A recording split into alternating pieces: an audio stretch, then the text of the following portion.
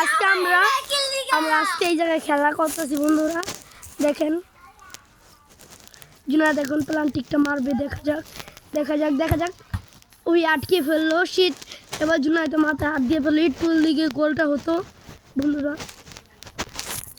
আমরা দেখেন জুনায়েদ আবারও মারবে, জুনায়েদ মারতেছে দেখেন। আরিয়ান এবার পুরো প্রস্তুত। আর জুনায়েদ তো বলতেছে এই ধুক্কা দিল জুনায়েদ একটি। এবার এই যে মারলো, গোল না। জুনায়েদ আবার মাথায় হাত দিয়ে দিল, যেন এবারও গোলটা হলো না। এবার আমার পালা।